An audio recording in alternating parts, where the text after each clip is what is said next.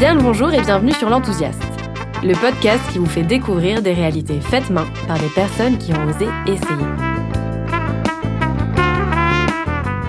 Bienvenue pour cette deuxième saison de l'Enthousiaste. Je profite de ce début d'année pour te remercier, toi qui nous écoutes depuis maintenant 1 an dans ta voiture ou quand tu cuisines, mais aussi pour te souhaiter la bienvenue à toi qui nous écoutes pour la première fois. Je t'invite à nous suivre sur Instagram pour rejoindre l'aventure et nous partager tes ressentis. Parce que vos retours, c'est toujours des vrais coups de boost qui nous donnent à nous aussi le sourire.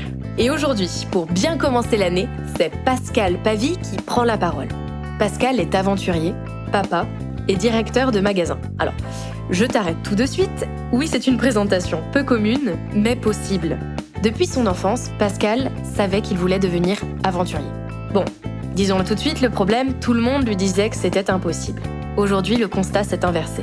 Il est passé de l'impossible à l'évident. Il est passé de la cité au potager, comme il aime le dire. L'impossible des autres n'avait pas à être le sien. Toute son enfance, il a consigné ses rêves dans un carnet. À 40 ans, il les a tous réalisés. Comment s'autoriser à rêver ? Quels sacrifices exige la volonté de vivre de ses rêves ? Est-il possible de concilier vie de famille et aventure ?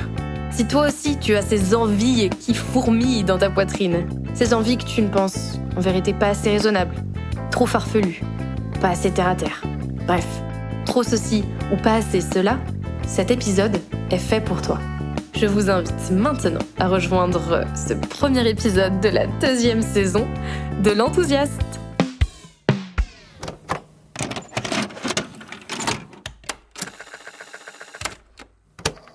Et bien le bonjour Pascal, et bienvenue sur l'Enthousiaste. On est ravis de te recevoir.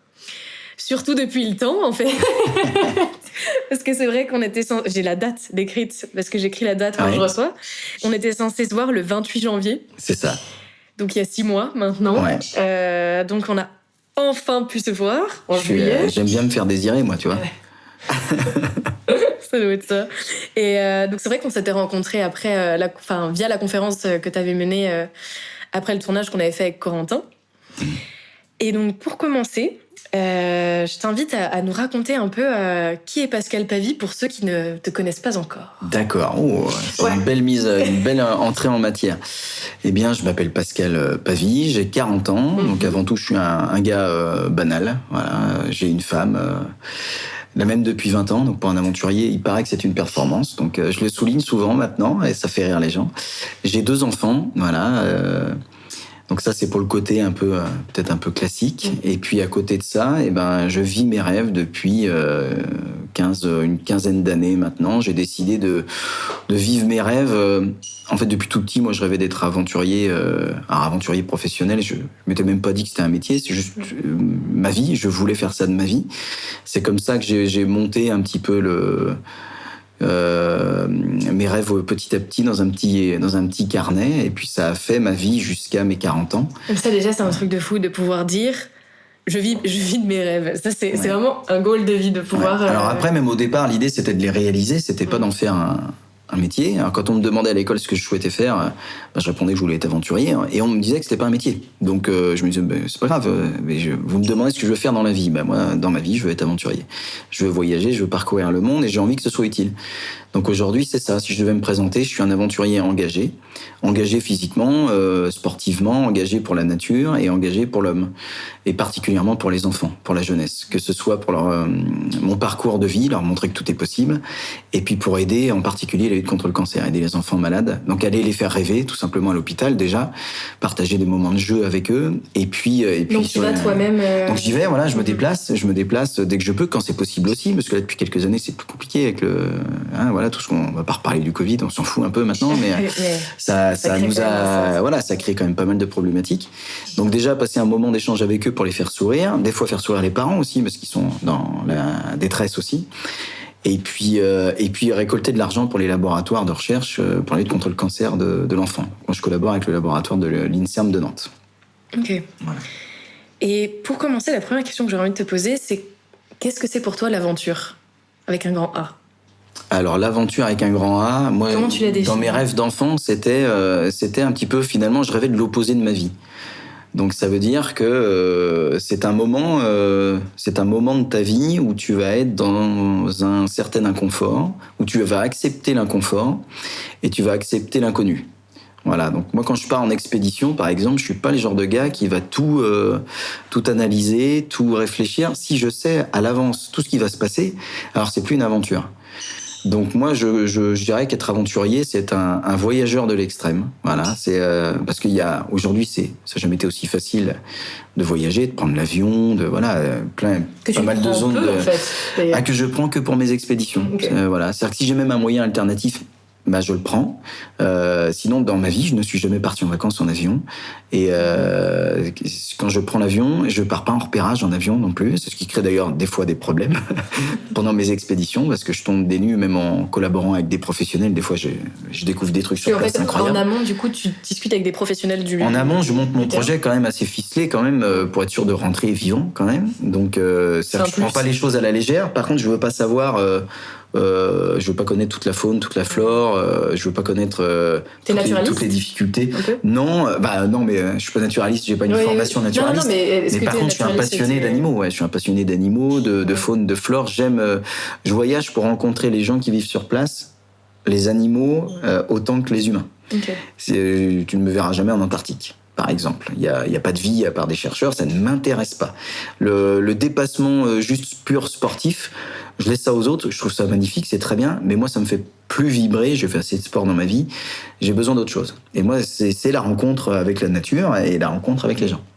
Et tu disais que ça c'était ta définition d'enfant, mais est-ce que justement cette définition elle a évolué ? Est-ce qu'aujourd'hui c'est la même ? Elle n'a pas vraiment changé parce que finalement je me considère comme un voyageur de l'extrême. Pour en revenir, fermer la boucle un peu de ce que je te disais, en fait c'est facile de voyager aujourd'hui. Et quand tu voyages, tout le monde a l'impression de partir à l'aventure. Ce qui n'est pas faux en soi parce que tu vis des choses qui sont un peu à l'opposé de ta vie. Par contre c'est confortable. Donc pour moi la notion d'aventure, elle a cette notion un peu d'inconfort, d'insécurité. Ça ne veut pas dire que ça doit constamment être dur et que ça doit être... toujours pénible. Moi, je me marre beaucoup dans mes aventures. Beaucoup. Je m'amuse beaucoup. Je suis un grand gamin, j'ai 40 ans, je suis un gosse. Franchement, je suis un gamin dans ma tête. Et je fais beaucoup rire mes enfants. Je pense que je suis un papa un peu atypique. Mais parce que dans la vie, il faut se marrer. Et même à l'aventure, j'ai envie de m'amuser. Par contre, il y a des moments où je suis extrêmement sérieux parce que là, pour le coup, c'est extrêmement dangereux. Dormir à moins 30 degrés pendant 15 jours, 3 semaines, un mois, dans une tente inuite où t'as qu'un petit poêle à bois, ça, c'est de l'aventure. Le soir, t'es pas dans un confort. L'aventure, elle est extrême de 1h du matin jusqu'à minuit le lendemain et ainsi de suite. C'est ça l'aventure pour moi. Donc t'as l'inconfort et l'inconnu. L'inconfort et l'inconnu, voilà. Et prioritairement l'inconnu. Prioritairement l'inconnu. Ouais. Si tu voyages et qu'on t'a tout organisé, t'es un super voyageur, mais tu ne rentres pas dans la case pour moi de l'aventurier parce que si tout est préparé à l'avance pour toi, si tout a été prédéfini, c'est pas ma définition à moi de l'aventure. Par contre, je ne suis pas un explorateur. J'ai beaucoup de médias qui font des trucs sur moi, qui me présentent comme un explorateur. C'est vraiment pas le cas. Quelle distinction tu fais ? Moi, j'ai rien découvert. J'ai pas découvert des nouveaux animaux, des nouvelles plantes, des nouveaux endroits où l'humain n'y a pas mis les pieds. Mike Horn est un explorateur, Sarah Marquis est une exploratrice. Le terme explorateur, pour moi, je le mets bien au-dessus de ce que moi je suis capable de faire. Ok, tu fais une hiérarchie. Je hiérarchise le truc carrément. Je sais pas si c'est un truc à faire, mais pour moi, l'explorateur vraiment va découvrir encore des choses. Et aujourd'hui, les explorateurs, pour moi, ce sont les astronautes ou ce sont les gens qui s'occupent vraiment des océans. C'est ça l'exploration d'aujourd'hui, elle est là. Aujourd'hui sur Terre, il y a quand même des endroits, il y a quand même encore des endroits de l'Amazonie, il y a encore, même en Guyane.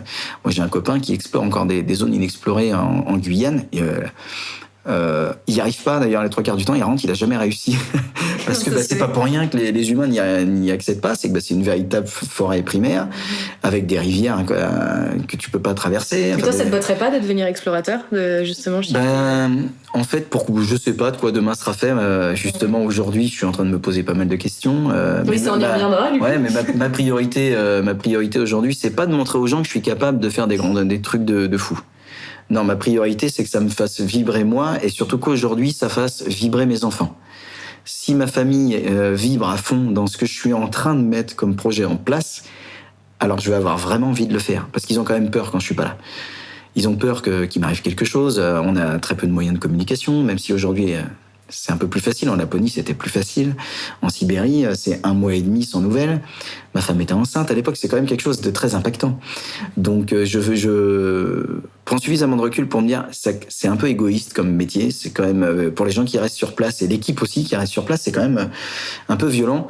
Donc je vais continuer à vivre de mes rêves de toute façon, sauf que c'est des rêves d'adulte maintenant. Mais ma priorité encore, je pense, le Grand Nord quand même est une passion. Je sais pas pourquoi d'ailleurs, mais c'est ce qui me fait vibrer le plus. Mais ça se trouve dans 5 ans, je suis dans le Sahara, quoi. Donc, oui, parce que tu avais fait du coup aussi une grande expédition à La Réunion. Donc en fait, j'ai traversé l'île de La Réunion, voilà, en solitaire. C'était un de mes premiers un peu délire. En fait, c'était englué dans un défi. Là, pour le coup, je voyais sur 5 ans parce que j'avais ce calepin qui me suivait. Je savais ce que je voulais faire après, et je voulais sortir un livre sur un peu le défi des extrêmes, quoi. Oui, du coup, parce que c'est vrai qu'on a discuté avant de prendre cette interview, mais c'est vrai que tu as toujours ton calepin avec tous tes petits rêves. J'ai un calepin que j'ai commencé, que ma maman m'a offert quand j'étais petit, en me disant tiens, tu écris tous tes rêves dessus, dessine. Donc en fait, vraiment une belle idée, ça. C'est un calepin dans lequel j'ai dessiné et écrit tous les rêves qui me passaient par la tête jusqu'à, je pense, mes 15 ans. Parce qu'après mes 15 ans, finalement, tu commences à rentrer un peu dans les cases de l'école. Et t'as senti un peu ce chiffre de je m'autorise à rêver, et après, justement, est-ce qu'il y a eu un moment où tu te l'es plus autorisé parce que justement tu sentais ce moule un peu, ce carcan qui te... J'ai senti le moule, ouais, parce qu'en fait on m'a toujours dit, à chaque fois que j'ai ouvert un peu ma bouche sur ce que j'avais envie de faire, on me disait que c'était pas possible. Aventurier, c'était pas possible. Moi je fais 1m68, j'ai des lunettes, je fais pas 95 kilos, je suis né en cité, dans un quartier, avec un papa ouvrier, une maman qui était mère au foyer. J'avais rien sur le papier qui correspondait à mes rêves, donc on m'a souvent dit, ouais, laisse tomber, c'est pas pour toi, c'est pas possible. T'es pas né dans le bon milieu, tu connais pas les bonnes personnes, c'est pas un métier, tu gagneras pas ta vie avec ça, sois sérieux. Comme on doit dire à des gens qui rêvent de chanter, ou tout métier peut-être un peu atypique. Et j'ai juste une grande force, c'est moi je me suis toujours dit, c'est pas parce que toi t'as pas réalisé tes rêves que moi je vais pas y arriver. J'ai toujours eu cette idée-là, même tout petit. Ça m'énervait en fait. Ça m'énervait plus que ça me désespérait. Ça m'énervait de me dire, mais ça te donnait un peu la niaque. Je vais te montrer que je vais être capable de le faire. Et j'avais la rage de me dire, mais c'est pas parce que j'ai grandi en cité, dans un quartier, en plus dans un super quartier, mais j'ai une enfance complètement hyper épanouie. C'est pas parce que mon papa avait pas de thunes qu'on partait en vacances pas loin, mais j'ai que des bons souvenirs, moi. Et c'est pas parce que mon papa était ouvrier que j'ai grandi en cité, que je devais être ouvrier, que je devais rester au quartier. Moi, j'ai jamais fait. Un jour, je crois que je vais faire une vidéo qui va s'appeler De la cité au potager, pour que les gens comprennent que tous les grands écarts sont possibles. Et c'est ce que je veux dire aux gens. C'est ce que tu te permets déjà là. Exactement. Donc j'ai un peu la sensation quelque part que t'avais les gens qui essayaient de t'auto-censurer, non? Ah bah ouais, ils me disaient fais un métier normal en fait, fais comme ton père. Ou moi j'ai beaucoup de respect pour mon papa. Moi j'ai les vrais aventuriers de la vie, c'est pas moi en fait, c'est les vrais métiers pourris quoi. Mon père il a trimé comme un con, il a fait jusqu'à 3 travails pour subvenir à nos besoins. C'est un aventurier de la vie. C'est ça un aventurier de la vie. Moi j'ai beaucoup de respect pour ce qu'il a fait. Par contre j'ai vu aussi ce que ça a provoqué sur son corps en vieillissant. Ça me fait marrer maintenant quand on parle de plein de choses, de retraite, de trucs. Mon père, à 50 ans, il était déjà explosé par ses années de travail. Et il n'a pas fait un métier de passion. Voilà. Et moi, il m'a transmis cette valeur de dire, dans la vie, il faut travailler parce qu'on n'a rien sans rien. Ça, c'est un fait. Par contre, autant vivre de quelque chose qui te plaît. Et ça, c'est la base. Je pense que c'est ça qui a fait la différence, parce que on est d'accord, quand les enfants, t'en as beaucoup qui te disent je veux être aventurier, t'as tout cet imaginaire, ces bouquins, t'as Indiana Jones, tu vois, t'as tous ces trucs-là. Sauf qu'à un moment, pour beaucoup, ça s'éteint et ça passe à autre chose. Mieux, moins bien, c'est pas la question, on n'est pas là pour faire un jugement de valeur, tu vois, mais... Et après, non, mais les envies changent parfois, oui, c'est normal. Mais toi, c'est resté. Ouais. Est-ce que tu penses que c'est justement par ce contexte-là, parce que ton père te disait faut faire quelque chose que t'aimes, ou qu'est-ce qui a fait que toi... En fait, c'est même pas que mon papa me le disait, mais c'est que je le voyais. Je le voyais quand il rentrait le soir, qu'il était explosé, qu'il allait faire la sieste parce qu'il était... Voilà, il se levait tôt le matin. J'ai vu qu'il avait une vie qui était compliquée, quoi. Mais par contre, on ne l'a jamais ressenti. Tu vois, ils ont toujours eu le respect de pas nous montrer qu'on n'avait pas d'argent. On partait quand même en vacances. Ça, je trouve que c'est des magiciens quand on entend cette ouais, histoire. parce que maintenant, en tant qu'adulte, je m'en rends compte, quoi. Je m'en rends compte à fond. Et il y a eu 2 choses. C'est que mes parents ont continué, en fait, quand ils m'ont laissé rêver. Donc d'où ma maman qui m'a offert ce calepin, sur lequel donc j'ai écrit 100% de mes rêves que, comme je te disais avant, j'arrive à 40 ans, donc à un moment charnière de ma vie. Apparemment 40 ans c'est un moment clé un peu, où j'ai enfin réalisé 100% de mes rêves de gosse. Ça, déjà, je l'ai fait à mes 40 ans. On peut s'arrêter à cette phrase-là. À mes 40 ans, j'ai réalisé 100% de mes rêves de gosse. C'est quand même une phrase, pas tout le monde peut se permettre. C'est génial, j'en suis super heureux, mais en même temps, ça a créé une petite dépression chez moi quand je suis rentré.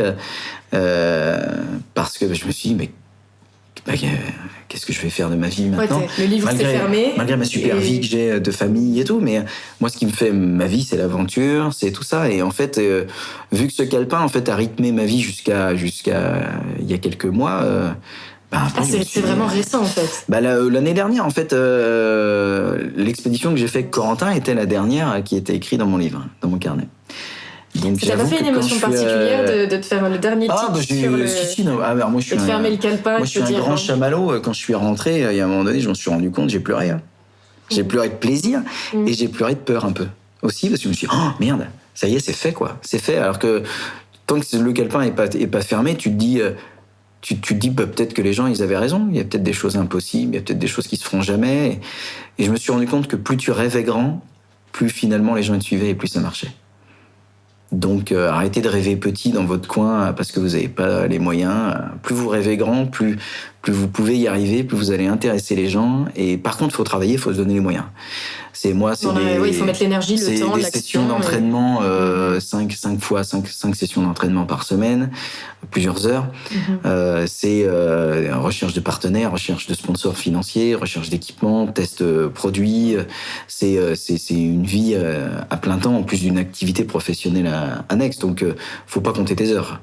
Il faut y aller avec détermination et envie. Mais si tu le fais, quel que soit le métier que tu as envie de faire, ça marchera forcément. Les gens qui sont pas déterminés ne vont pas au bout et ça laisse la place à ceux qui ont cette détermination et cette envie. Tu dirais que ton énergie, elle reste linéaire ou tu sens des moments parce que ça non, là je suis dans le mou là. Là je suis dans le mou là. Je suis dans le mou. Parce qu'il y a aussi ça qui est important. J'ai pas encore justement, j'ai pas encore. J'ai plein d'idées, mais maintenant il faut que je les mette en place. Oui, parce que tu rêves encore. Ça c'est une grande question. Là je rêve encore. Et je m'autorise. Là je vais sortir à 40 ans mon premier album de musique et ça c'est déjà un super rêve. C'est déjà un super rêve. Donc là je me suis lancé là-dedans il y a 2 ans suite au Covid où je me suis retrouvé enfermé à la maison. Donc je me suis dit, pour un aventurier. Ouais, ça fout les boules un peu. Hein. Au contraire, justement, c'est l'inconfort. Tu vois, là, c'était l'inconfort de te retrouver. Après, ça a été une grande. Le Covid, moi, j'ai pas honte de le dire, ça a été une grande joie parce qu'à l'époque, moi, je travaille dans le commerce. Et en plus de tout ce que je fais à côté, pour assurer ma sécurité financière, mon autonomie financière totale, pour faire mes choix comme j'ai envie de les faire. Et alterner ces doubles activités avec des moments où je suis pas là pendant 2 mois parce que je suis parti. J'ai jamais vécu 2 mois et demi chez moi, H24 avec mes enfants. Et là, on m'a donné l'option de vivre. Alors moi, en plus, j'ai choisi ma vie, c'est-à-dire qu'on vit dans une ferme. Avant, j'ai été en ville, je suis parti en village. Et aujourd'hui, je suis dans une ferme. Au fur et à mesure de mes voyages, ma vie évolue, ma vie change. Et la manière dont j'ai envie d'éduquer mes enfants s'adapte et change aussi. Ici, on essaye d'être le plus écolo possible. Avec, quand je dis écolo, il n'y a aucun terme politique justement dans tout ça. C'est juste un amoureux de nature qui parle. C'est une passion que j'ai envie de partager avec mes enfants. Après, ils font ce qu'ils veulent de leur vie. S'ils veulent être avocats ou autre chose, ils font ce qu'ils veulent. Je leur demande pas d'être aventuriers. S'ils veulent vivre en ville, ils vivront en ville. Mais d'avoir cette notion de comment pousse une tomate, comment les avoir connectés au vivant. De comprendre comment la vraie vie elle fonctionne. Et on s'est retrouvés ici où j'ai pas mal de copains qui m'ont dit « Oh là, tu t'enterres dans un truc là ». Mais je dis « Les gars, vous connaissez pas ma vie, rappelez-vous de ce que je fais d'habitude. Là, vous allez comprendre que j'ai le sentiment d'être encore trop entouré de gens, moi ». Et on s'est retrouvés 2 mois et demi ici, avec des coteaux, avec une liberté et un espace. La plus grande richesse dans le monde, c'est quoi ? C'est l'espace et le temps, finalement. C'est pas l'argent. C'est d'avoir de l'espace autour de soi pour profiter et d'avoir le temps pour profiter de cet espace. Et le Covid me l'a donné, j'ai passé 2 mois et demi avec mes enfants. Donc pour nous, ça a été des grandes vacances, incroyables. Donc ça a été génial. Et par contre, ça m'a permis aussi d'avoir du temps. Et je m'étais mis dans un coin de ma tête l'envie de faire de la musique, particulièrement du slam, mais donc surtout moi du texte, de la musique à texte, du slam, du rap. Enfin, je sais pas comment on peut définir ça. C'est un espèce de mélange qui. C'est trouvable sur Spotify, tout ça. Oui, c'est trouvable sur Spotify, Deezer. Là, il y a 2 titres un qui s'appelle L'Esprit Vagabond, qui parle de mes aventures, justement de mes expéditions.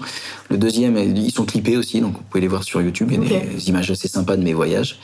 Et puis le dernier qui est sorti le clip est sorti il y a quelques mois, qui s'appelle Un Indien dans la ville, qui est justement mon état d'esprit, d'être parfois un Indien dans la ville, quoi, tout simplement, même sans faire non plus, parce que je suis aussi un gars de la ville quand même, mais plus les années passent et puis plus je suis en décalage. Donc ce morceau finalement parle de mon état d'esprit que j'ai là maintenant aujourd'hui. Donc ça fait partie de mes nouveaux rêves, tu vois, de sortir un album et d'avoir toujours aussi une démarche solidaire avec ça. Oui, parce que c'est vrai que dans tes aventures, ça on n'en a pas encore parlé, mais que tu as toujours cette envie de pouvoir repartager ce que tu peux générer, que ce soit de la notoriété ou que ce soit... L'idée, c'est déjà de pouvoir faire voyager les gens qui n'en ont pas les moyens ou pas la possibilité physique aujourd'hui de pouvoir le faire. Et comme tu disais, les enfants... Voilà, en particulier les enfants malades, quelle que soit leur maladie, même si moi je soutiens le cancer de l'enfant, mais je pense aussi à tous les autres, tout simplement. Est-ce que c'est possible de te demander pourquoi, particulièrement le cancer de l'enfant ? Oui, il n'y a pas de problème, oui. En fait, la chance que j'ai, c'est que justement, ça n'est pas touché mes enfants. Dans ma famille, j'ai... beaucoup de personnes de ma famille, moi j'ai une famille du coup qui est très petite parce que là c'est 3/4 sont morts et beaucoup en tout cas de cancer justement, particulièrement ma maman, donc ça c'est un truc qui m'a touché forcément, dont tu mets plusieurs années à te remettre, en tout cas pour moi c'était le cas. Et en fait à cet âge-là, quand ma maman est partie, j'avais la chance déjà d'avoir ma petite. Et en fait, je me suis dit tout bêtement, ma plus grande chance finalement, c'est que ma fille, elle soit en bonne santé. Parce que quand je rentrais, elle me faisait des câlins et en fait, elle me remettait la patate, elle me remettait le smile. Parce que pour elle, sa vie était belle, elle venait me faire des câlins, des bisous. Et sans le savoir, c'est elle qui me remontait le moral. Et en fait, machinalement, je préparais une nouvelle expédition et je dis à ma femme... on a de la chance, quoi. On a de la chance, regarde. On a de la chance parce que elle nous remonte le moral tous les soirs. Elle est en pleine forme et là, je me suis dit, mais quel malheur si ça touchait ma petite. Là, par contre, je sais pas comment j'aurais réagi, en fait. Parce que j'étais déjà dans le mal vis-à-vis de ma mère. Et là, naturellement, je me suis dit, oui. Et en fait, ça a commencé comme ça. Et puis, je préparais la grande traversée de la France à l'époque. Et donc maintenant, j'ai toujours une équipe autour de moi qui m'aide et qui participe. Et quand je leur ai parlé un peu de l'idée, en fait, il y avait pas de débat, quoi. Il y avait pas de débat. Et puis après, je me suis mis à rencontrer des enfants. Bon, voilà, ça achève le truc. Les enfants, puis les parents. Et je pense que j'ai trouvé le bon truc. Je suis content de pouvoir les aider à ma façon, de les faire voyager, de leur donner le sourire, et puis d'être une goutte d'eau. Mais bon, l'année dernière, je suis le petit colibri, mais bon, je me dis que 15 000 euros, le colibri il a rempli un verre d'eau, là. C'est plus une goutte déjà, donc c'est bien. Et ça, c'est pas grâce à moi, c'est grâce à tous les gens qui nous suivent. Et puis qui donnent de l'argent, puisqu'on c'est des cagnottes qu'on fait sur Helloasso, des cagnottes en ligne. À l'époque, c'était mes livres, c'était ce que je produisais, parce que l'idée c'est de créer, donc parce que j'adore créer des choses. Donc c'est de faire des livres, de la musique, des films. Moi, je m'autorise de tout faire. Je suis un autodidacte, j'ai mis des années à apprendre tout ça. Dans ta tête, t'arrives à justement pas mettre ses limites, ou est-ce qu'à un moment tu les as eues et t'as réussi à abattre les murs que t'avais pu te mettre ? Mon premier projet, c'était d'écrire des livres. Donc j'ai écrit des livres. Après, je filmais en fait pour documenter à titre personnel et prendre des photos pour m'aider à écrire le livre une fois que j'étais rentré. En plus d'écrire, donc tous les soirs, j'écris sur un carnet en fait ce que je fais dans ma journée et je filme et je prends des photos au fur et à mesure. Et quand je rentre, je prends tout ça et c'est avec ça que je réécris le livre. Okay. Et les vidéos au début étaient pas bonnes parce que je partais avec une caméra, mais je cherchais pas à faire des beaux plans et tout. Puis avec le temps, je commençais à m'améliorer en vidéo, puis à vouloir commencer à faire des vidéos sur YouTube, à partager avec les potes. Donc je me suis ouvert à ça. Et puis après, la musique, c'est un truc un peu de famille avec ma femme, qui est une super chanteuse et qui est passionnée de chansons. Et je me suis dit, tiens, j'ai envie d'écrire C'était l'idée de partager d'une autre manière. Parce que ceux qui écoutent mes chansons, bien souvent, ne sont pas forcément des gens qui vont lire mes livres. C'est pas le même type de public, c'est un public un peu plus jeune en général. Les jeunes, j'ai plein de jeunes qui lisent mes bouquins, mais si je vais faire une moyenne d'âge, je pense que c'est plutôt du senior quand même. Alors que la musique, c'est l'inverse. Okay. Quand je rencontre, les jeunes vont plus venir me parler des chansons ou des vidéos que j'ai fait sur YouTube que des livres. Il y en a qui ne savent même pas que je suis écrivain, que j'ai écrit des livres. Donc en fait, le fait de faire les trois et écrire un texte de musique, c'est très court en fait, un texte, ça tient sur une page ou 2 pages. Alors moi, je suis habitué à en faire 200. Donc c'est pas le même travail. Faut chercher des punchlines, faut chercher des rimes. Et ça, je trouve ça c'est juste génial en fait de le faire. Donc au début, je l'ai fait en me disant juste je le fais pour moi. Ça me fait plaisir de le faire. Et puis pendant le Covid, j'ai écrit 6 textes en 6 jours. Je me suis dit, oh, ça sort bien. Finalement, ça fonctionne un peu. Et je me suis mis à essayer de le slammer, à le poser, à le modifier. Et puis, est-ce que tu joues d'un instrument aussi ou non, je fais du ukulélé. Moi, je suis un flemmard de la guitare. Donc, j'ai pris du ukulélé parce qu'il y avait moins de cordes. Et et en plus de ça, j'ai ma belle-sœur qui est une guitariste hors pair. Oh. Donc, ça m'a facilité la tâche en plus. Et la guitare, peut-être que quand j'aurais plus de jambes et que je pourrais plus marcher, peut-être que je m'y mettrais, je sais pas. Là honnêtement, j'ai même plus le temps de faire d'apprendre ce genre de truc. Et peut-être pas l'envie, ma tête est trop occupée à autre chose. Toujours, évidemment, et à un moment donné, tu peux pas être bon partout, faut l'accepter. Donc je m'entoure de gens qui sont compétents là-dedans. Et puis, par contre, j'arrive, je sais déjà le type de mélodie, Là, je travaille je travaillais avec un beatmaker. Le beatmaker, je lui envoie carrément un storyboard comme un film. Je pense qu'en fait, ils sont pas habitués. Moi, je fais l'inverse. C'est-à-dire que normalement, tu crées une musique et après, tu fais un espèce de yaourt dessus et ça crée une chanson. Souvent, les gens travaillent comme ça. Moi, j'écris un texte. Une fois que le texte est écrit en entier et que je veux quasiment rien changer, je fais un storyboard avec exactement le type de son que je veux. Donc là, en plus, moi, je suis un gars qui, sur l'album, moi, je veux des bruits de nature, des bruits d'oiseaux. Donc, je pense que les mecs, je pense qu'il n'y a pas beaucoup de gens qu'on les demande que moi, je peux avoir. Et je leur envoie tout le truc. Et je le slam ou je le rappe. Et je dis maintenant, voilà ce que je veux. Je te donne le storyboard, voilà ce que je veux. À toi de travailler. Donc, ils travaillent à l'inverse. Donc, pour eux, c'est des projets assez sympas parce que c'est ça change aussi pour eux un petit challenge quand même qui est intéressant. Et ça crée une interaction sympa. Et je fais ça qu'avec des Français. Voilà. Alors, le beatmaking avec du local, c'est compliqué. Mais je tourne en studio. Le studio, c'est pareil, c'est du local. J'essaye de rester dans le même délire. Les 2 premiers enregistrements de slam, ils ont été tournés dans ma ville. Le studio, le beatmaking, tout a été fait à domicile, entre guillemets. Non, ça, c'est sympa. Je voudrais revenir sur une phrase que tu m'as dite quand on s'est téléphoné pour le premier rendez-vous. Donc, je me doute. J'ai peut-être dit une connerie. Je me doute que tu ne t'en souviens pas. Non. Tu m'as dit je pars à l'aventure pour fuir le monde. Ouais. Et ouais, ça te parle toujours ou est-ce que bah non, carrément. Je peux parce que ça me paraît cohérent avec ce qu'on vient de se dire. Après, partir à l'aventure, c'est pas fuir, mais se retrouver. Voilà, c'est ce que j'aime bien dire. Mm-hmm. Je fuis le monde qui fait un peu trop de bruit à mon goût. Parce que c'est ça que je voulais te demander. C'était qu'est-ce que l'aventure a que le monde n'a pas?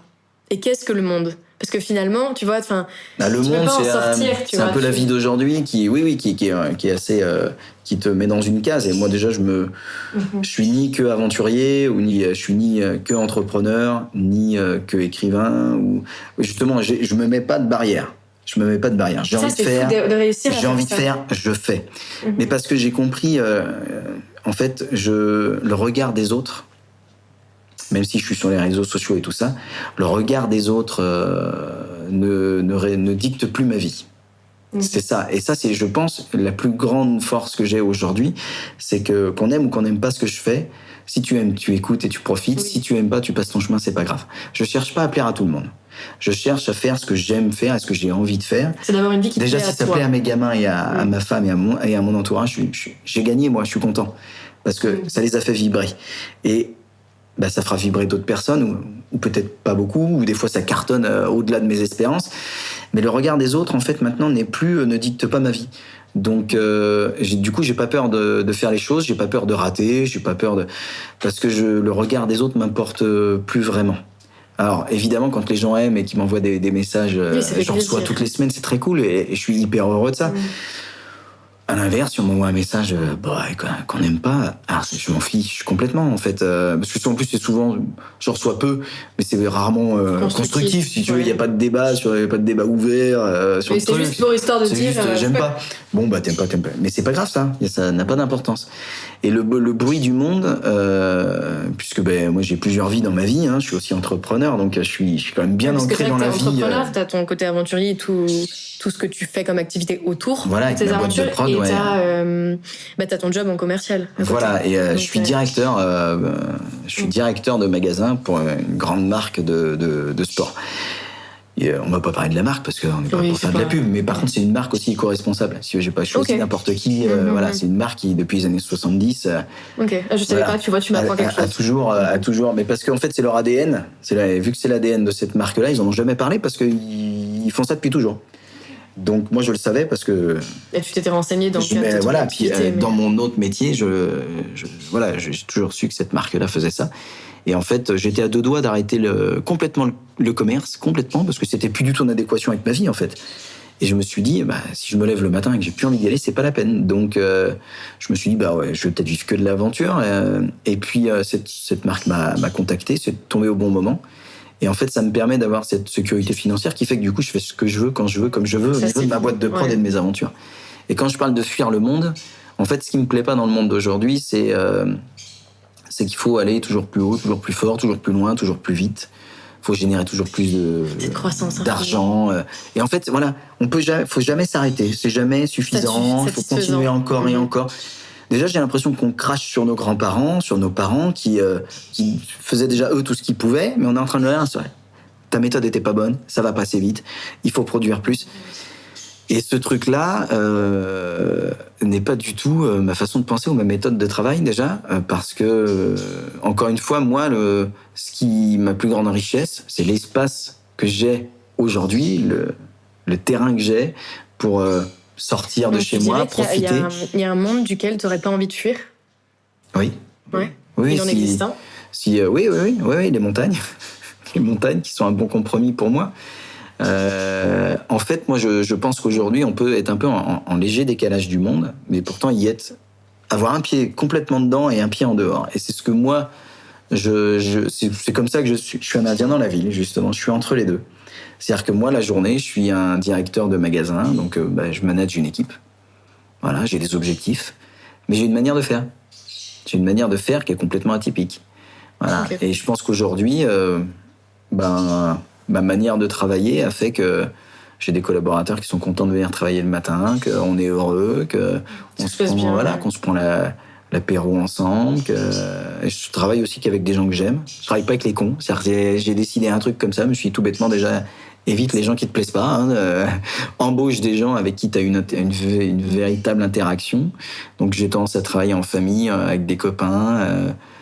Parce que pas avec des copains parce que c'est des copains, mais avec des copains parce que je les connais et parce que je sais qu'ils sont bons dans leur domaine. Donc d'abord ils sont bons dans leur domaine et après je les connais, donc je sais que ça va le faire. Big up Romain.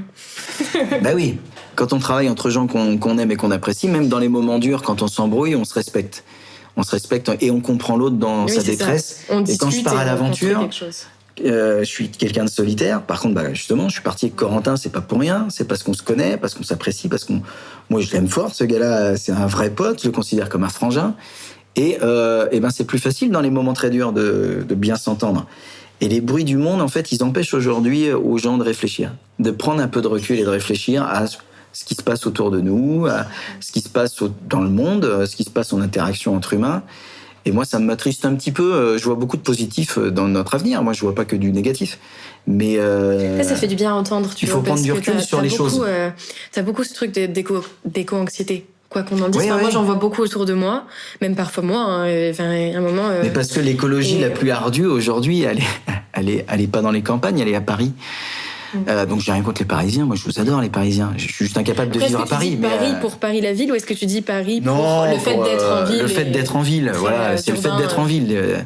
L'écologie est très urbaine aujourd'hui et souvent c'est pour ça que moi je suis défini comme un aventurier écolo dans pas mal de... Si vous tapez ça sur Google, je crois que ça ressort à tout va. Okay. Aventurier, écologiste, engagé.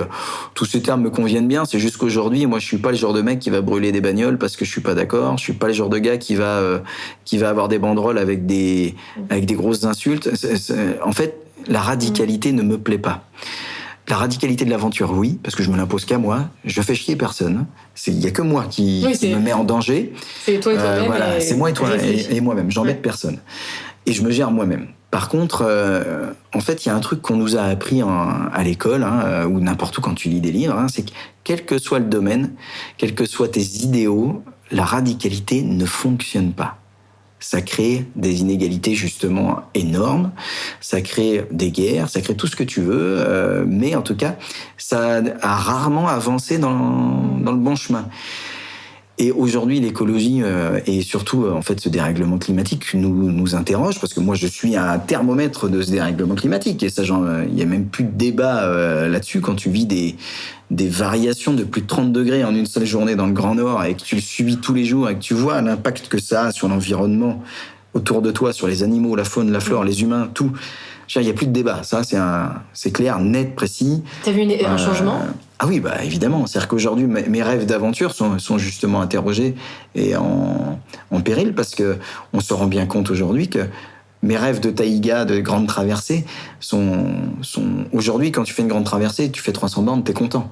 Alors qu'avant, tu pouvais faire des milliers de kilomètres dans le Grand Nord, parce que les rivières gelaient, tout était gelé, glacé, tu pouvais les traverser. Aujourd'hui, c'est plus des autoroutes, ça. Tu peux plus passer dessus, tout simplement, parce que ça gèle quasiment plus. Et donc la taïga est déjà très fragile aujourd'hui, donc déjà il faut faire attention en plus quand tu la traverses, parce qu'on va pas rajouter des problèmes sur les problèmes. Donc déjà moi déjà rien que ça m'interroge. Donc c'est pour ça qu'on qu'on n'a pas de motoneige, qu'on n'a pas d'hélicoptère, qu'on n'a pas toutes ces conneries, que nous on se déplace que par nos propres moyens. Donc ça te change aussi ces notions de distance, puisque tu es 100% autonome du coup. Et moi j'ai constaté ce dérèglement climatique quand même qui est important. Mais par contre, en fait, on a tous compris que quand on nous force à faire quelque chose, on n'a pas envie de le faire. L'humain est conditionné comme ça. Si on te dit il faut faire ça et qu'on te force, ouais, t'as pas envie. Donc en général, tu le fais pas parce que c'est des choses qu'on t'impose. Par contre, si juste on te montre le chemin de voilà comment moi je fais chez moi, voilà comment moi je fais à titre perso, et moi j'ai plein de trucs à travailler encore. Alors moi j'estime pas être une personne à prendre. Pour qui n'est-ce pas le cas? Non, moi j'ai plein d'efforts à faire dans plein de domaines. Par contre, aujourd'hui je vis dans un endroit où j'ai de l'espace. Je vis dans un endroit où j'ai un potager, où quand je peux j'ai des abeilles pour polliniser mon environnement. J'utilise pas de mauvais produits. J'essaye en fait juste de prendre soin de mon petit espace à moi. Et d'acheter, parce que notre carte bancaire c'est quand même un super pouvoir qu'on a quand même, hein. C'est juste on essaye d'acheter un peu plus raisonnable, un peu plus local quand on le peut. Après on parle du bio, moi je suis complètement ok sur le bio, je pense que sur le principe il n'y a pas de débat, sauf qu'aujourd'hui la réalité c'est qu'il y a plus d'une personne sur deux qui n'a pas les moyens financiers d'acheter du vrai bio, d'acheter du local et du vrai bio. Moi j'achète de la viande, je vis dans une ferme, voilà, il y a des animaux autour, il y a une vraie production céréalière et tout ça, de miel, de tout ce que tu veux. Moi, j'ai la chance de pouvoir en acheter, mais c'est beaucoup plus cher que quand tu vas acheter quelque chose qui est pas bio et qui a été créé d'une manière beaucoup moins responsable aujourd'hui. Et il faut penser à ces gens-là aussi, qui eux n'ont pas le choix en fait. Donc il faut avoir cette démarche positive de se dire, essayons tous de faire des efforts et de regarder dans le même sens. C'est vrai que c'est une urgence aujourd'hui. Mais même si c'est urgent, si on impose tout, quoi qu'il arrive, ça avancera pas d'un pet. Tu convaincs pas les gens. Ouais, on peut pas les convaincre comme ça. De marcher dans ce sens-là. Donc, moi, je préfère dire, voilà ce que j'essaye de faire, et surtout, je leur donne mes failles aussi. Voilà, ça, j'y arrive pas. Par exemple, le zéro déchet. Ah putain, avec des enfants, comment tu fais? Parce que tout ce que t'achètes, c'est emballé. Ouais, moi, avec ma vie de dingue, où je compte mes minutes. Justement, c'est pour ça que moi j'ai compris que le temps était une des plus grandes richesses, parce que le temps, j'en manque beaucoup. Donc, si en plus je devais faire mes yaourts, si je devais faire mon pain tout le temps, mais en fait, je n'ai pas la possibilité aujourd'hui de pouvoir faire ça. Voilà, donc je suis obligé de l'acheter. Donc, c'est emballé. Donc, à chaque fois que je vais acheter, parce qu'on fait le tri, on n'est pas, voilà, mais ça tout le monde le fait aujourd'hui. Mais enfin, je pense. C'est fou ce que tu jettes en fait, c'est fou ce que tu jettes. Et ça, à chaque fois, je me dis oh là là là là là là là. Et j'ai pas encore trouvé le bon truc, le bon timing. Alors c'est peut-être dû à mon rythme de vie aussi. Peut-être j'aurais plus le temps si j'avais qu'une activité, j'aurais plus le temps de faire plein de choses. Mais, c'est un choix. Ça évidemment, t'as ton activité voilà. Et c'est comment est-ce que. Et puis moi, ma femme qui a un autre métier et fait aussi partie de mon équipe et constamment en train de m'aider dans tous mes projets. Donc ça prend du temps. Tout ça prend du temps. C'est du temps que je rajoute en plus de ses passions à elle aussi, parce qu'elle a sa vie à elle, ses passions à elle, et c'est très important que ce soit pas la femme d'eux, mais qu'elle ait ses trucs à elle, qu'elle fasse son chemin à elle. Et tout ça fait que on en revenait un peu au bruit du monde, quoi. Ces bruits du monde, en fait, nous empêchent de réfléchir, de prendre du recul et juste de vivre heureux et de se contenter de ce qu'on a. Moi, ici, j'ai vécu 6 ans sans la fibre, sans Internet. Sans Internet, ok. Voilà, juste avec mon partage de connexion sur mon téléphone. Donc, je mettais 3 heures, 4 heures à uploader une seule vidéo sur YouTube, mais je la mettais quand même, quoi. C'était juste, je disais à mes gamins, ah non, là, non, vous mettez pas sur Internet parce que sinon, la vidéo, elle va mettre 24 heures. C'est rigolo à cette époque, mais ça me suffisait. J'ai mis la fibre aujourd'hui parce que là, je travaille trop dessus, là, ça devenait pas compatible. Mais j'achète tout d'occasion, voilà. En fait, moi, je suis pas quelqu'un qui court constamment après le progrès, à acheter les derniers trucs, les derniers objets, les derniers machins. C'est ça un peu le bruit du monde d'aujourd'hui. On te fait croire que t'es heureux quand tu as des choses, quand est-ce que t'es heureux, du coup? Moi, je suis heureux quand le soir, je sors aller voir mes animaux. Quand je me pose dans mon salon de jardin que j'ai acheté 15 balles parce qu'il partait la déchette, tu vois. Je me pose, je regarde les animaux, je regarde le coucher de soleil et je suis content. Après, les moments les plus heureux de ma vie, ils se comptent beaucoup en expédition. Quand je suis loin de tout, pourtant j'aime profondément les humains. C'est-à-dire, je pars pour rencontrer les gens. Mais quand je suis au milieu du lac Baïkal, c'est un de mes plus grands souvenirs. Du coup, je suis à des jours à pied du premier village. Il fait moins 30, je suis sur de la glace. Enfin, donc je marche sur l'eau. Hein. C'est de l'eau en dessous. J'ai 1,3 km de profondeur. C'est hyper dangereux. Mais je suis tellement heureux. En fait, à ce moment-là, tu me donnes 1 million, j'en ai rien à faire. Moi, je veux juste être là. Voilà. Et là, je me rends compte que c'est pour ces moments de vie-là que je me casse toute l'année à entreprendre, à préparer mes projets. Et mes autres grands bonheurs, ce sont mes enfants, les moments que je partage avec mes enfants, juste dans mon jardin. Tu vois, à arroser mon potager. Mais je suis peut-être très, très chiant, hein. C'est peut-être très chiant à faire ça. Tu vois, mes gamins, à rejouer à la console avec mes gamins aussi, hein, de temps en temps. Mais moi, ces petits moments de bonheur-là, tu vois, c'est pas dans le fait d'avoir des objets ou c'est dans le fait de partager des choses avec mes enfants dans des moments extrêmement simples. De pêcher avec mon gamin à ma cabane en bande, de lui apprendre à pêcher. Ça, c'est un truc, voilà. Ça, moi, c'est génial.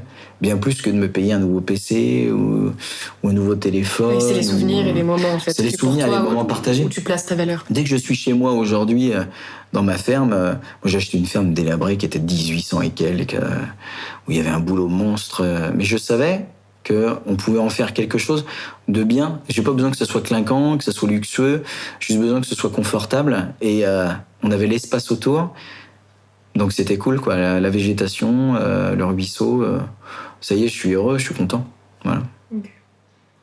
Je voudrais un peu revenir sur, justement, comme tu disais, des quartiers au potager, où je me demandais si les réactions, quand tu dis ton métier, elles ont évolué ou pas. Quand tu dis je suis aventurier. Parce que quand tu étais enfant et que tu disais je veux être aventurier, et les gens te disaient c'est impossible, comment les gens réagissent maintenant ? Maintenant, je leur montre que c'est un métier. Alors déjà, c'est un paradoxe, c'est qu'il y a des personnes qui...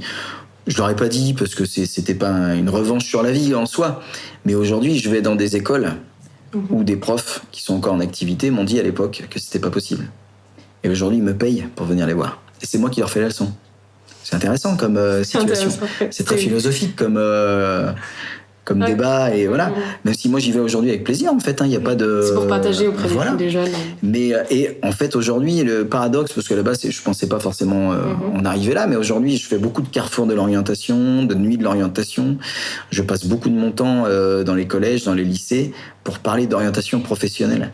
À l'époque, il y avait pas, quand je faisais un carrefour de l'orientation, il y avait pas d'aventurier, ça n'existait pas, quoi. Et le bac pro aventure, il n'existe pas. Le bac pro aventure, il n'existe pas. Et moi aujourd'hui, je suis invité et à faire même des conférences sur ce thème-là, même à être des fois le seul conférencier finalement de la soirée. C'était le cas à Angers sur la nuit de l'orientation, c'est plus de 5000 personnes, pour leur faire comprendre mon thème de conférence sur l'année 2023, c'était aller au bout de ses rêves. Donc après, finalement, moi je suis aventurier, mais moi j'utilise mes rêves et mes aventures pour expliquer comment moi j'ai mis les choses en place en partant de ma vie de gars de cité, où j'ai grandi dans une petite école, dans un petit collège, comme n'importe qui, sans être né avec une cuillère dans la bouche, même si c'est très bien quand tu l'as, la cuillère dans la bouche, parce que ça t'aide encore plus vite à entreprendre tes projets. Ça donne des facilités. Par contre, moi, ça m'a juste, à l'inverse, étant donné que j'avais pas le choix de réussir, ça m'a donné cette détermination d'entreprendre et de réussir. Donc de jamais abandonner, de toujours aller plus loin en me disant, moi j'ai pas le choix, faut que j'y arrive, faut que ça marche. Même si je dois trimer plus, il faut que ça marche, parce que moi j'ai pas les moyens, je perds tout, si ça marche pas, je perds tout. Donc t'avances avec de la niaque. T'as l'énergie motrice. Là, tu continues d'aller t'entraîner, et le matin quand t'as pas envie de te lever, c'est là où tu te lèves quand même, et c'est là où tu vas quand même t'entraîner. Et c'est intéressant parce que moi j'ai rencontré des sportifs de haut niveau qui sont venus à une de mes conférences, justement pour leur montrer que sur le papier, même si t'es pas le meilleur, parce que justement, je fais pas 1m90, parce que je suis pas, sur le papier, peut-être le plus fort, si t'es un peu plus déterminé que les autres et que tu t'entraînes plus que les autres, à la fin, tu les dépasses. Parce que les autres qui se reposent sur leur laurier parce qu'ils ont peut-être le don à la base de ce sport-là ou autre, il y a un moment donné, ils sont peut-être un petit peu, peut-être ils se laissent un peu aller s'ils sont pas déterminés. Par contre, moi j'arrive avec mes capacités propres. Par contre, je suis déterminé à y arriver coûte que coûte. Donc, tu mets les bouchées doubles. Et ça, c'est valable dans l'aventure, c'est valable dans n'importe quoi. Que tu veuilles être avocat, quel que soit vétérinaire. Si tu trimes 2 fois plus à l'école, si tu t'entraînes 2 fois plus, si tu fais des stages encore plus, si t'es constamment ouvert au monde et à ce que t'as envie de te projeter, ça va forcément fonctionner. Et là, c'est pas une question d'oseille, c'est pas une question de l'endroit où t'es né, parce que t'es né en HLM ou parce que t'es né dans une belle maison. Non, si t'es né dans une belle maison, mais on t'a toujours tout donné, ça va être dur pour toi la vie aussi, parce qu'en fait on t'a tout donné tout le temps. Donc le jour où c'est à toi de trimer et que t'es face à tes responsabilités, ça va peut-être être difficile. C'est pas forcément du coup un avantage. Alors que le gars qui est né avec plus de difficultés, et s'il a eu une bonne éducation, il a vu que la vie était pas facile et qu'il fallait travailler. Et c'est ça que je veux leur dire, c'est que quel que soit ce que vous avez envie d'entreprendre et quels que soient les projets que vous rêvez, si on vous dit que c'est pas possible, déjà ça faut arrêter. Il faut pas penser à ça.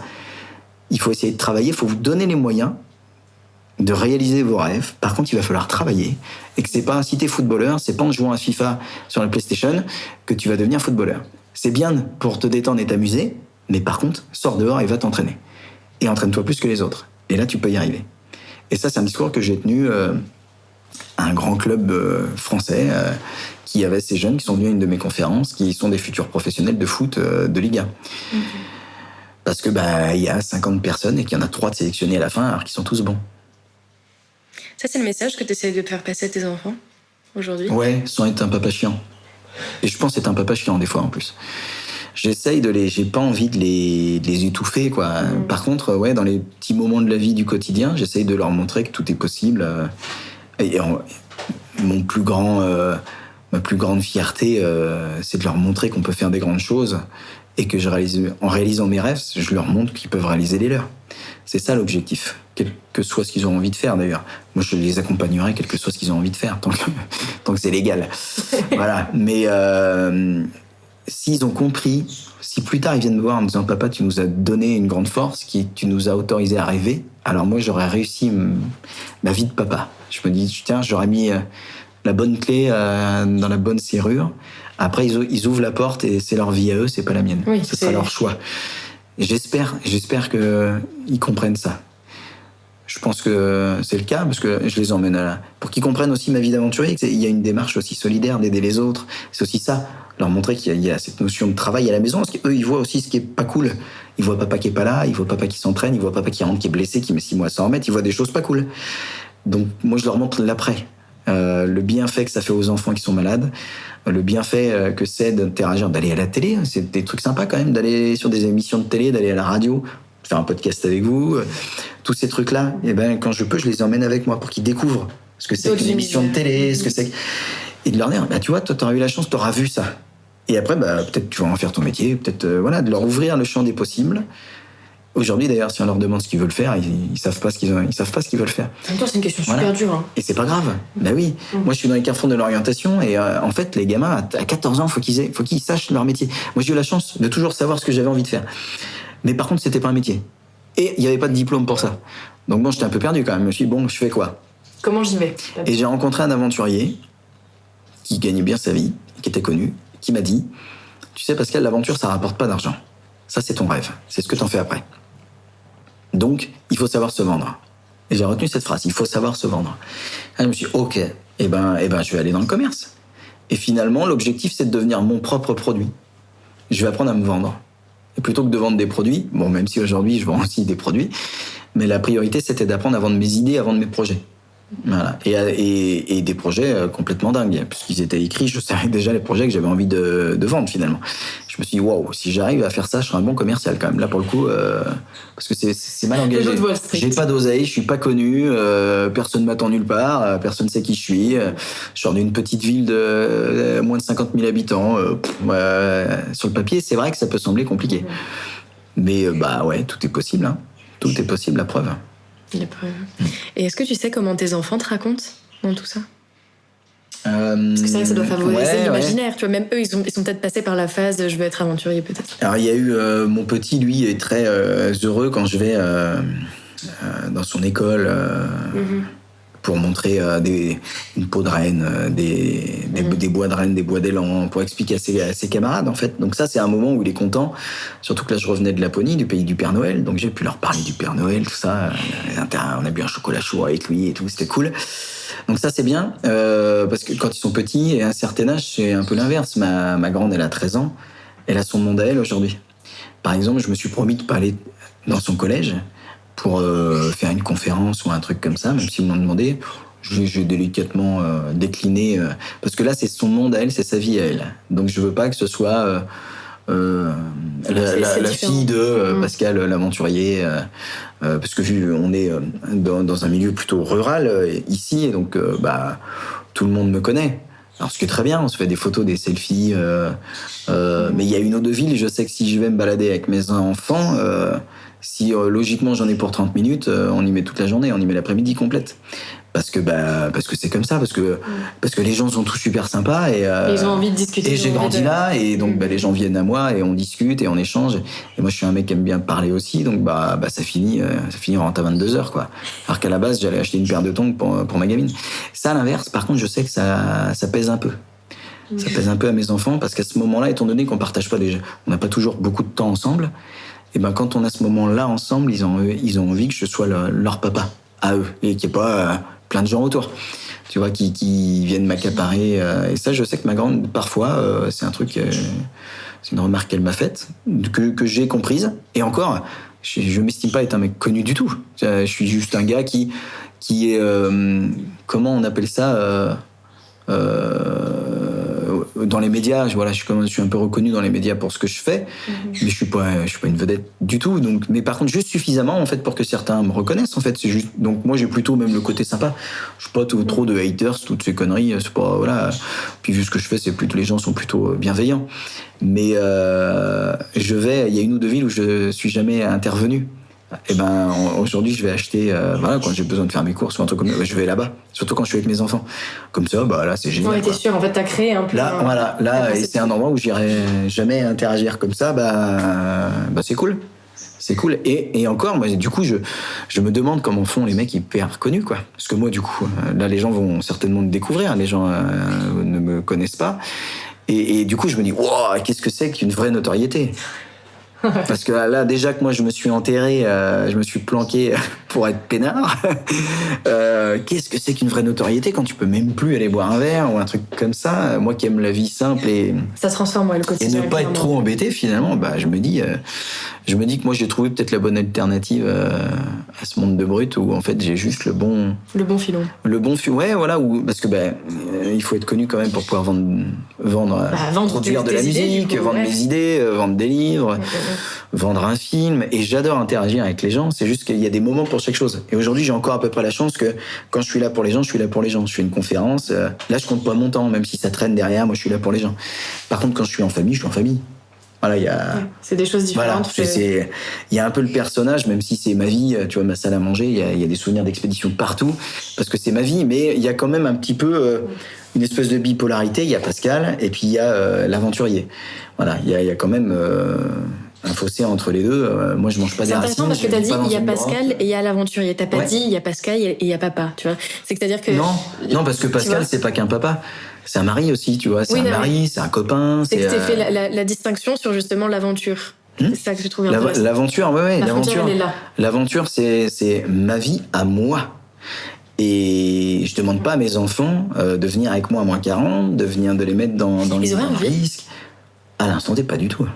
Mon fils, en fait, il y a une chose que je leur ai promis, c'est qu'avant leur majorité, je vais chacun les emmener vivre une véritable aventure. Avant qu'ils se lancent dans l'aventure de la vie professionnelle et de tous ces brouhahs et tous ces orages et toutes ces tempêtes qui vont passer, parce que moi, je serai pas toujours là. Et il faudra qu'ils apprennent à se défendre par eux-mêmes. Et je me dis qu'il n'y a rien de mieux que la vraie aventure, la vraie vie. Et t'as une idée de ce serait quel type d'aventure ? C'est eux qui vont la choisir en fait. Donc ils ont le globe à leur disposition. Et donc mon fils, pour l'instant, du haut de ses 6 ans, part plutôt pour le Grand Nord et la Laponie et tout ça, avec le monde du Père Noël et tout ce qui l'entoure. Parce que il rêve aussi de ça, je pense, pour l'instant.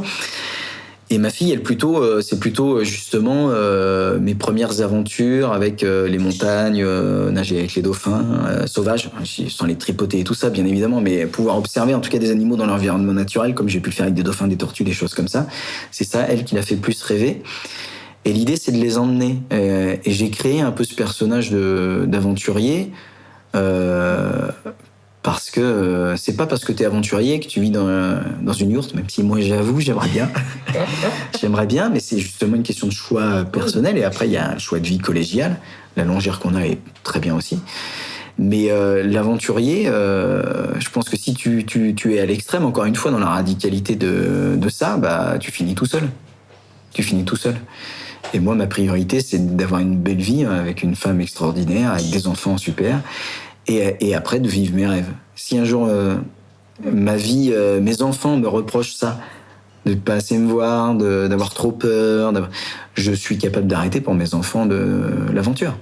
Okay. Ça me ferait mal parce que je sais pas ce que je ferais d'autre, mais ma priorité reste mes enfants et ma famille. Y a pas dans de tout ça, c'est quoi que tu préfères, partir ou revenir d'aventure? Bah, ça, je sais pas. C'est une question difficile. Parce que, et ça, c'est le débat un peu de mon premier slam. Hein, parce qu'en fait, c'est vrai que c'est un éternel débat. Parce que quand je suis ici, je rêve d'être là-bas. Donc, je suis pas en dépression, mais je rêve que de ça. Et quand je suis là-bas, je rêve pas du retour d'ici, je rêve de ma famille. Donc, c'est ça le paradoxe. En fait, donc, ce truc qui t'attire à cet ailleurs. Ouais, je suis heureux d'être là-bas, mais content d'être ici. Donc en fait, moi, du coup, je suis heureux dans toutes les situations, mais il y a une pointe de nostalgie. Quand je rentre, j'ai une pointe de nostalgie. J'ai eu envie de repartir. Mais quand je suis seul trop longtemps, moi j'emmène toujours, mais c'est très cliché, mais j'emmène des photos de mes enfants. Voilà, que j'ai plastifié pour être sûr qu'elles survivent. J'ai des photos de ma femme. Et quand moi, c'est une force pour moi, c'est pas une faiblesse. C'est-à-dire que quand je suis loin, quand je regarde les photos de mes enfants et de ma femme, c'est une force. Ça me donne cette envie de continuer d'avancer parce que j'ai pas le choix que de réussir. Il est hors de question que j'abandonne, que je crève sur place. Non, la seule promesse que je leur fais à chaque fois, c'est que je vais revenir.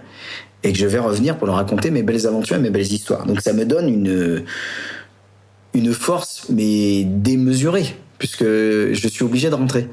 Donc je suis obligé aussi de pas faire de conneries, donc de réfléchir quand je suis face à des moments qui sont très dangereux, de me poser et d'être capable de me dire je vais perdre une journée, c'est pas grave, mais je me pose, je réfléchis, j'analyse avant de passer l'obstacle comme ça à l'arrache et dire ouf, ça va passer quoi. Non, je suis quelqu'un de réfléchi. Et même si dans ma vie je suis quelqu'un plutôt d'aventureux, quand je suis vraiment en expédition, je suis quelqu'un de réfléchi. Et tu fais attention. Je pose le pour et le contre avant de passer. Ce serait quoi ta peur, ta grande peur?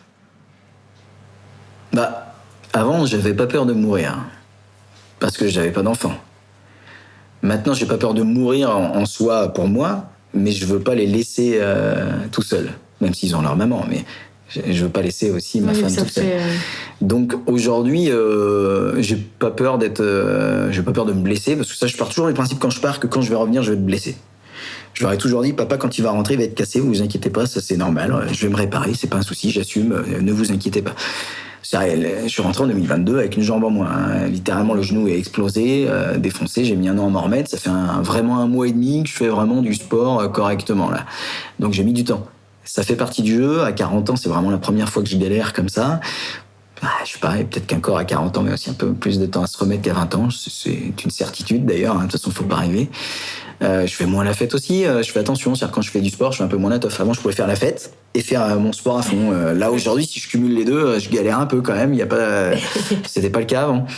Ma peur aujourd'hui, oui, c'est-à-dire que si aujourd'hui j'entreprends des choses, il faut déjà que ils aient vraiment ce rêve dans les yeux de dire ouais, papa il va faire ça, c'est génial. Ça m'inspire. Ouais. Et en fait, mes futurs projets vont être avant tout des rêves. Ça sera leurs rêves à eux, ce sera pas les miens. C'est ça la différence, c'est que là, je vais d'abord regarder ce que ça provoque sur eux. Et leurs envies t'aimerais que papa il fasse quoi? Toi, t'as envie que je fasse quoi? Alors, peut-être qu'il y a des choses qui vont pas me plaire, hein, évidemment, mais on a déjà eu ces débats-là, et il y a déjà des idées qui sont ressorties, qui me stimulent énormément, et qui, eux, ça les fascine. Et là, je me dis, waouh, c'est peut-être ça mes nouveaux projets. C'est marrant parce qu'on en revient aux rêves d'enfant encore. Tu vois, ton carnet, c'était tes rêves d'enfant. il s'est terminé, t'as commencé à te poser des questions, tu t'es dit qu'est-ce que je vais faire maintenant? Mais les rêves d'adultes sont vachement moins intéressants. Parce que tu penses vraiment? Ouais, parce que quand t'es un adulte, donc, parce que moi, je trouve ça triste de je vais te parler de ma situation. Quand t'es un adulte, donc que t'as une double vie professionnelle, donc t'as une boîte de prod. Bon bah moi je suis tout seul, hein. Je suis auto-entrepreneur, donc si demain ça ferme, tant pis pour moi. Mais à côté de ça, j'ai un magasin qui doit tourner, donc il y a des salariés. Alors je suis directeur, hein, je suis pas PDG, mais ça repose sur moi quand même les décisions. Et en plus j'ai donc une vie de famille, j'ai des enfants et j'ai une femme. Il y a des factures qui tombent, il y a des obligations en tant qu'adulte. Et après quand t'es adulte aussi, que tu montes un projet. Et ben, contrairement à ta vie d'enfant, il n'y a aucun mur. Tu veux faire ça. Ton rêve, c'est de faire ça. Mon rêve, c'est de traverser la taïga avec un matériel comme avaient les anciens trappeurs de l'époque. Voilà, mon rêve, c'est de traverser le lac Baïkal. En fait, quand je rêve de ça et que je l'écris, pour moi, tout est possible. Je me dis pas, il faut de l'argent, il faut du temps. Il faut des sponsors, il faut des partenaires, il faut s'entraîner. Je me dis pas tout ça. Je me dis je vais le faire. Je me fiche de ce qu'il faut faire autour pour y accéder. Je vais le faire. Quand t'es un adulte, t'arrives à 40 balais, que t'as une vie pleine de choses, il y a plein de projets que t'as envie de faire. Par contre, il y a un truc qui vient tout de suite qui, heureusement, n'était pas dans mon premier carnet, c'est combien de temps ça va me prendre? Quel budget il faut? Quel type de partenariat de sponsor faut que je mette en place? Et du coup, tout de suite... Tu vois tout de suite plus le côté pratique. Et bah, tout de suite, ça te limite dans tes rêves. Ça va te limiter dans tes... Enfin, moi, là, je parle pour moi, et j'espère qu'il y en a d'autres qui s'en sortent mieux que moi, et du coup envoyez-moi un mail, donnez-moi l'astuce. Mais du coup, t'as cette notion d'adulte, du fait qu'il faut que ça rapporte un peu de machin. Tu me parlais d'aller au bord de l'eau, tu sais, là. Ouais. Même si quand tu te mets là-bas, et que justement là où tes idées émergent, tu te cales là, bien loin de tout ce bruit, même là, t'arrives pas à t'autoriser. Ah si, je l'ai... Mais j'ai une myriade d'idées incroyables, il me faudrait 10 vies en fait pour les avoir. Mais par contre, à partir du moment où tu les écris et que tu commences à les verbaliser, j'ai remarqué que cette situation, que ce carnet-là, ça m'attriste un peu parce que je me dis, en fait, il n'y aura jamais un deuxième carnet comme a été le premier. C'est une certitude parce que maintenant, je pense à mes enfants, je pense à plein de choses qui font que je fais attention. Donc c'est pour ça que finalement les plus beaux rêves ce sont les rêves d'enfants et en particulier les rêves des miens. Voilà, et je me dis que en m'appuyant sur les rêves de mes enfants, je vais me dire ok. Et là du coup je m'enlève en fait ces trucs là de me dire combien de temps, combien de finances, tout ça. Non, c'est les rêves de mes enfants. Et eux, ces rêves-là, ils ont pas cette notion-là.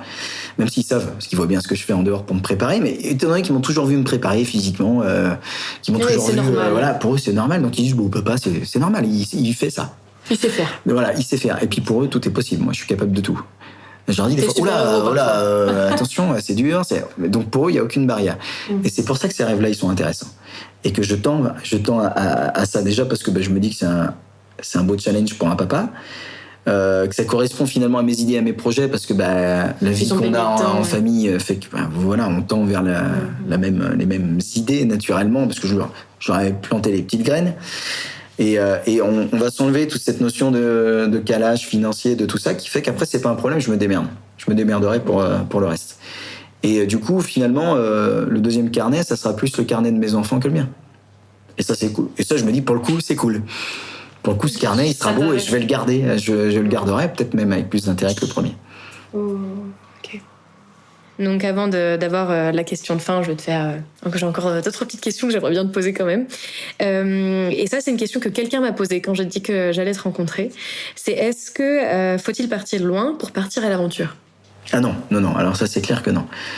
Non. J'ai fait... Alors souvent, quand je rencontre des gens, en plus, on me dit « Ah oui, mais c'est facile pour vous maintenant que vous avez les sponsors. » Alors déjà, non, parce que moi, je pars de rien. J'ai travaillé... C'est rigolo, du coup, ça s'inverse. Ouais. Avant, c'était impossible parce que c'est trop dur. Littéralement. Maintenant, c'est complètement l'inverse. Maintenant, c'est normal facile pour moi. C'est-à-dire que maintenant, c'est normal que j'y arrive.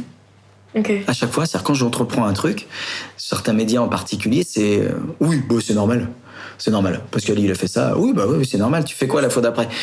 Et il suffit que je leur dise un truc moins aventureux. Ah bon ? Tu vas faire ça ? C'est facile pour toi. C'est de dire, mais avec cette notion de plus fort, plus loin, plus... Et Et en fait, c'est bizarre, mais là, pour le coup, ça m'a piqué. Je me suis dit, mais attends, mais c'est pas ça l'aventure. Si les gens comprennent ça de ce que je rapporte, alors il y a un problème. Donc j'ai fait un truc tout bête que j'ai après que j'ai gardé que pour les réseaux sociaux et tout ça, parce que du coup, les gens me suivent aussi beaucoup sur ce biais-là. Je suis parti de chez moi et j'ai donc justement une cabane à 42 km tout pile de chez moi, qui a donc pas d'eau, pas d'électricité, donc qui est très spartiate, surtout en plein hiver. Et je me suis dit, mais c'est ça l'aventure. L'aventure, c'est à la porte de chez toi. Tu prends ton sac à dos, tu prends 2 jours de bouffe et tu pars à l'aventure. Tu fermes ta clé, la clé de chez toi, et tu traces la route. C'est ça l'aventure. Et à partir de là, c'est l'inconnu. Alors si t'as tout préparé, c'est pas l'aventure. Si par contre tu pars à l'arrache, alors là, c'est l'aventure. Et les 2 exemples que je peux te donner, je vais essayer d'être court pour pouvoir répondre aux autres questions, c'est que tout simplement, je suis parti donc avec, je me suis habillé à l'ancienne un peu comme mon papy, en hommage à mon papy, avec une pipe et tout. Je trouvais ça rigolo. Et j'ai fait ces 42 km à pied, sans m'arrêter. Voilà. Bon, ça, c'est un entraînement que je faisais souvent à l'époque. Et j'ai vécu, en fait, 15 jours dans cette cabane, en plein hiver, sans eau, sans électricité, donc sans lumière, sans chauffage, avec un petit chauffage à pétrole tout basique, comme il pouvait avoir à l'époque, avec des lampes à pétrole, les lampes à pétrole de mon papy. J'ai vraiment vécu comme eux à l'époque. Et j'ai laissé ma montre, j'ai tout laissé ici. J'ai vécu au rythme du soleil, au rythme des animaux, de la pluie qui tombait, tu vois, sur le toit de la cabane. J'ai vécu comme ça pendant 2 semaines. Ça, c'est de l'aventure. Et en fait, j'avais aucun autre projet que de vivre, de lire, de contempler la nature, les animaux, les renards qui passaient. Je me suis fait un copain renard super sympa. Et de tracer la route. Et je repartais avec mon sac à dos tous les jours, habillé. Honnêtement, au bout de 3 jours, j'en ressemblais à un clodo, parce que je me baladais tout le temps, j'avais de la boue, des machins. Au point qu'il y a des gens qui voulaient me donner de l'argent. Je leur dis, vous inquiétez pas, je suis pas dans la galère. Mais ça prouve que dès que tu te mets un peu en dehors du monde, en 2-3 jours, ça y est, tu peux te déconnecter complet du monde et les gens te prennent pour quelqu'un hors système qui est dans la galère, qui est très rapidement. Alors que, non, j'étais juste pas quelqu'un du coin, qui me connaissait pas. J'avais un vieux béret, j'avais tout ça. Et j'étais assis, mais juste pour contempler, en fait. Et je regardais les gens qui passaient. Truc que j'aime bien faire, truc de vieux apparemment, et ils m'ont donné de l'argent pensant que j'étais dans les galères. Ça, c'est une belle aventure. Ça, c'est une belle aventure que j'ai retracée sur les réseaux sociaux, que j'ai trouvé extra. Et après, cette aventure tout pile d'après Covid avec Corentin, où on pouvait pas partir en expédition. C'est quand vous étiez en pirate. Exactement. Et ça, c'est une véritable aventure, et une aventure, mais qui a autant de valeur que les autres. C'est-à-dire que cette aventure-là, elle s'est créée en 24 heures. On nous a fermé les portes du Grand Nord. Et très triste avec Corentin, parce que un engagement financier, personnel, d'entraînement, tout ce que tu veux pendant des années. Et là, boum, bloqué à 1 semaine du départ, 10 jours du départ. Très triste avec Corentin, on échange au téléphone. Et là, j'ai mon gamin qui passe habillé en pirate avec son épée en bois et qui crie comme ça, comme font les enfants qui jouent. Voilà. Et là, je dis à mon pote, on va aller dans le Grand Nord de la France, et puis on va être habillé en pirate et on va s'amuser avec des épées de pirates, on va faire les cons. Ouais. Au moins, comme ça, on va noyer notre chagrin. Moi, c'est bien, en fait, vous avez rebondi. En fait, sur cette blague-là, je raccroche, et puis en fait, 5 minutes après, on se rappelle, et je lui dis, viens, on le fait. Puis il me dit, je suis déjà en train de regarder sur Internet combien ça coûte une épée de pirate. Je dis, ok, c'est réglé. Et en fait, 24 heures après, on avait un logo, j'avais appelé ma copine, elle nous avait fait un logo, j'avais prévenu les sponsors, les médias, les machins, et quelques jours après, on était parti. Et là, on a juste pris notre sac à dos, on a pris de la nourriture lyophilisée qu'on devait utiliser pour notre expédition, on a pris toutes nos caméras. On a juste pris une boussole, en se disant on ne sait pas où on va, mais on y va. On a pris une vieille boussole que j'ai ici, et on trace le nord. On vise le nord, parce qu'on a envie d'aller dans le nord. On vise le nord. Et adviendra que pourra. Ça, c'est une vraie aventure de rencontre, de partage. Pendant le Covid, où en plus, il fallait qu'on soit à 18h, on n'avait plus le droit de marcher, fait qu'on soit posé quelque part. Donc avec plein de contraintes. Ça pouvait être posé en extérieur ou pas? Genre, vous pouviez avoir mis une tente quelque part? Ouais, on se posait en extérieur. Par contre, on bougeait plus. Et moi, j'ai demandé à un gendarme et tout. Ils m'ont dit oui, on vous embêtera pas. Vous êtes posé, vous jouez les jeux, y a pas de souci. On n'a jamais été contrôlé d'ailleurs, plus que ça, mais parce qu'on respectait le truc aussi, je pense. On a été aussi accueillis chez des gens, quand même, chez des gens exceptionnels, plusieurs fois. Et ça, c'est de l'aventure. Donc l'aventure, t'as pas besoin d'avoir d'argent pour partir à l'aventure, t'as pas besoin de partir loin pour partir à l'aventure.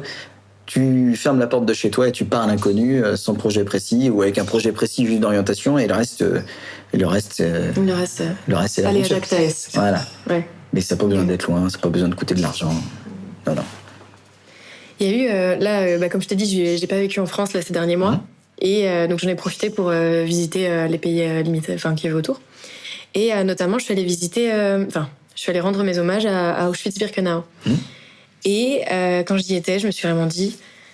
Enfin, j'ai vraiment... Tu vois, il y a une chose... Je trouve il y a une différence entre savoir quelque chose et vraiment, tu vois... Et le voir. L'accepter en toi, tu vois, le prendre en toi. Et il y a eu la réalisation de... Toutes ces choses vivent et existent parallèlement dans la même réalité que moi. Est-ce que tu as déjà ressenti ça? Parce que c'est vraiment un sentiment, je trouve. C'est pas... En fait, c'est d'ailleurs toute la difficulté quand tu es créateur de contenu, livres, musique, tout ce que tu veux, c'est que tu as beau essayer de partager ce que tu as vu, ce que tu as ressenti, ce que tu as au fond de tes tripes. Quand tu sors un film, les gens, ils n'ont pas le vent, ils n'ont pas le froid, ils n'ont pas tout ça, ils n'ont pas la réalité du terrain. Ils ont beau entendre la neige, les scrooches sous mes chaussures, ils ne sont pas avec moi. Et faut pas rêver. Ce que tu ressens toi quand tu es dans ces grands endroits, alors que ce soit des endroits historiques comme tu as pu voir, en effet, ce que tu vas ressentir et ce qui va te transpercer et ce que tu vas essayer de partager, c'est toujours fade. Hein. C'est toujours fade à côté. D'ailleurs, c'est pour ça qu'au début, je sortais pas de film. Parce que je me trouvais ça très fade. Et je me disais, au moins dans les livres, je donne un peu plus de détails. Je parle de ressenti intérieur un peu plus. Que dans les films, je trouvais ça plat.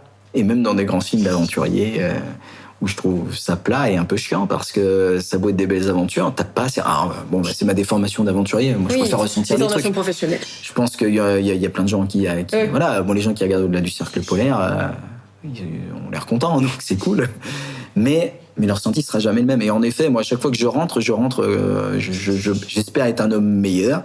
Mais en tout cas, je rentre avec des nouvelles choses en moi. Ça, c'est clair, net, précis. Et c'est ce qui crée parfois un petit décalage avec ma femme ou mes enfants, parce que ils n'ont pas vécu ces choses-là. Et des fois, 2 mois à l'étranger, dans des conditions aussi extrêmes, t'as l'impression d'être parti pendant 1 an. Et tu te sens changer quand tu rentres. Et quand tu rentres, moi, je mets du temps à revenir à la normale. Dans mon ancienne activité, quand je rentrais, je mettais 2 mois à revenir à la normale dans mon métier, parce que j'avais pas envie, en fait. J'avais pas envie, et ça, c'était un peu chiant. Maintenant, ça va mieux. Ça va mieux. Ouais. Oui, je vis dans un endroit que j'aime. Oui, tu as créé un endroit de retour. J'ai créé mon camp de base. Voilà, j'ai créé mon camp de base où je suis bien et où ma famille est bien. Donc, du coup, quand je rentre, je suis heureux. Oui, t'as ce truc. Je suis heureux, mais j'ai envie de repartir. Et est-ce que tu te considères comme un enthousiaste? Je crois que si t'es pas enthousiaste, est-ce que t'as envie de partir à l'aventure? Si t'es juste... je suis profondément rêveur et enthousiaste, oui, ça c'est une certitude. Moi, à chaque fois que je pars, je sais qu'il va m'arriver des galères, mais ces galères-là, en fait, sont toujours effacées par le plaisir, le bonheur que j'ai de rencontrer les gens, de partager, de m'amuser. Comme je te disais, moi je suis un grand gamin, je m'amuse. Je passe ma vie à m'amuser. Si un jour l'aventure, je la fais que pour le travail... franchement, j'arrêterai, c'est clair, net, précis. Moi, la musique, je fais de la musique parce que ça m'amuse. J'écris un livre parce que j'ai envie. Je fais un film parce que j'ai envie. Je sors des vidéos sur YouTube parce que ça me fait marrer ou parce que j'ai envie de partager. Je suis constamment en train de m'amuser avec mes gamins. Moi, je vois l'aventure du dérèglement climatique d'un point de vue de plus en plus... C'est bête, mais de plus en plus positif. Parce que ça ouvre le champ des possibles à plein de nouveaux métiers, à plein de résilience aussi, de retour en arrière dans certains domaines, et puis d'amélioration dans d'autres. Moi, je suis enthousiaste de tout ça, parce que je suis persuadé que nos gamins, ce sont nos futurs, c'est nos futurs héros, ceux qui sont dans les livres d'histoire. Nous, on sera dans les livres d'histoire comme les gens qui avons profité, puis qui avons un peu tout dégommé. Donc nous, on aura vraiment on aura une page bien dégueulasse quand même, dans l'histoire, mais... les gamins que je rencontre aujourd'hui, c'est eux les héros de demain. Eux, ils peuvent changer le monde. Et moi, je suis hyper enthousiaste de ça. Et moi, j'ai fait des enfants. J'ai pas fait des enfants en me disant, putain, ils vont galérer. Je fais des enfants en me disant, c'est peut-être aussi grâce à eux que ce monde, il va changer. Et j'espère que j'ai raison. Peut-être je me trompe, mais en tout cas, je préfère être enthousiaste comme ça et leur dire, vous inquiétez pas, il y a des choses, oui, il va falloir arrêter de faire certains trucs. Tant pis, c'est pas grave. Parce qu'on va aller faire d'autres trucs à la place. Et qui seront peut-être aussi cool, finalement. Ça ouvre des métiers, ça ouvre plein de choses, ça ouvre plein de... Voilà. Il y a de plus en plus de gens qui visent une certaine résilience. Aujourd'hui, moi, à l'époque, quand j'ai acheté ma ferme ici, personne ne voulait vivre à la campagne. Personne. Je l'ai acheté, mais à un prix dérisoire. Aujourd'hui, ça vaut 6 fois plus cher. 6-7 fois plus cher. Et il n'y en a pas en vente parce que tout le monde, finalement, a compris que l'espace et le temps étaient une véritable liberté, quoi. Donc, moi, je suis très enthousiaste de tout ça. Okay. Venez vivre dans les campagnes, amusez-vous, prenez du recul, prenez du temps pour vous, votre famille, vivez vos rêves, éclatez-vous et la vie sera belle. Souriez. Ouais. Après, il y a des difficultés, mais dans la vie, il y a des problèmes tous les jours, des petits problèmes tous les jours, des grands problèmes parfois, des très grands problèmes quand on perd des proches. Mais à chaque problème, il y a une solution. Voilà. À chaque problème, il y a une solution. Donc moi, aujourd'hui, j'ai décidé de trouver des solutions. Et vu que je trouve des solutions, des petites solutions tous les jours, je suis en permanence heureux, en fait, parce que je vois plus la solution que le problème. Donc, quand mes enfants viennent, papa, j'ai un problème, j'ai dit, t'inquiète, assieds-toi, on va trouver la solution. Tu vas voir, ça va bien se passer. Une fois qu'on a trouvé la solution, je dis, t'as vu, il n'y a pas de souci. La solution, elle est là. Et ben voilà, c'est réglé. Et on passe à autre chose. Oui, ça dédramatise le truc. Ouais, et puis il y a deux manières de voir la vie. Si tu vois que les problèmes, la vie, elle est pas cool, là. Si le moindre petit détail est un problème, moi, exemple, ici, dans la ferme, il y a constamment des travaux à faire ici. Faut pas idéaliser la vie à la campagne aussi. Il y a aussi plein de choses à faire tout le temps. Problème, solution, qu'est-ce qu'on fait? On résout, on fait les travaux, on fait ce qu'il faut, et puis on est content. Est-ce que tu aurais une référence à nous partager? Moi, mon mentor de toujours, qui est mon parrain, donc je pense que de toute façon, il n'y a pas de débat, c'est Nicolas Vanier, voilà, qui me suit. C'est une belle fierté pour moi d'enfant, en fait, c'est lui qui m'a fait rêver et grandir. Mes parents ont entretenu. C'était lui l'aventurier dont tu parlais. Voilà, ils ont entretenu cette flamme à travers ses livres, ses récits et tout ça, et je suis heureux en tant qu'homme d'avoir été cautionné et qui parraine mes rêves à moi. Moi, j'ai rêvé à travers ses rêves à lui et il m'a parrainé pour mes rêves à moi et il a eu des mots de sympathie envers moi qui vont résonner jusqu'à la fin de mes jours, qui n'était pas obligé de me dire. Et donc, c'est un exemple pour moi parce que c'est un exemple de réussite, parce que c'est quelqu'un qui est un grand réalisateur. C'est à ce niveau-là, que ce soit en tant qu'écrivain ou en tant que réalisateur, tout ce qu'il a touché, il l'a réussi et il l'a fait toujours d'une belle manière. Et en même temps, il vit en Sologne d'une manière simple. Voilà, il a vraiment le pied dans la vie active. Il sait faire et il sait générer des entreprises, des bénéfices. Il sait vraiment entreprendre. Et en même temps, il sait être quelqu'un d'extrêmement simple dans la rencontre, dans l'échange, comme dans la vie de quoi. Et ça, pour moi, c'est un véritable exemple. Donc, à tous ceux qui le connaissent déjà, je vous le redis, c'est un mec super. Et c'est un véritable homme comme il en existe peu à mon goût aujourd'hui. Et c'est pas juste un homme médiatique. C'est un vrai homme et que je respecte beaucoup. Et à ceux qui le connaissent pas, un vrai homme dans le sens une vraie personne. Ouais, un vrai humaniste, un vrai amoureux de la nature.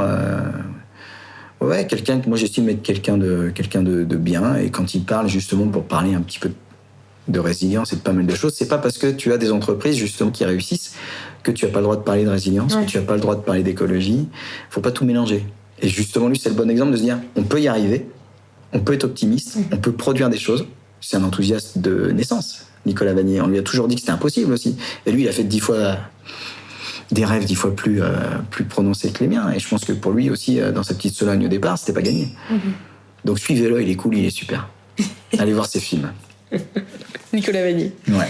Est-ce qu'il y a quelque chose que tu souhaiterais ajouter? Ou quelque chose quand tu t'es dit, je vais aller discuter sur l'enthousiaste? Moi, j'étais enthousiaste de vous voir tout court. J'adore ces podcasts et tout ça. Moi, j'ai toujours une préférence pour la radio et puis pour les échanges comme ça, qui sont longs. La télé, c'est bien, mais c'est toujours très court. Et on n'a pas le temps de dire beaucoup de choses. Non, mais comme je disais, tout est possible. Tout est possible. Donc, enlevez-vous ces barrières, enlevez-vous ces cases. C'est pas parce que vous êtes, je sais pas moi, vous êtes boulanger, que vous êtes que boulanger. C'est pas parce que vous êtes garagiste que vous êtes garagiste. C'est pas parce que je suis aventurier que je suis que aventurier. J'ai plein de casquettes, j'ai plein de trucs. Accepter sa propre complexité. Ouais, accepter d'avoir plein de cases différentes qui vous provoquent des plaisirs différents à des moments différents.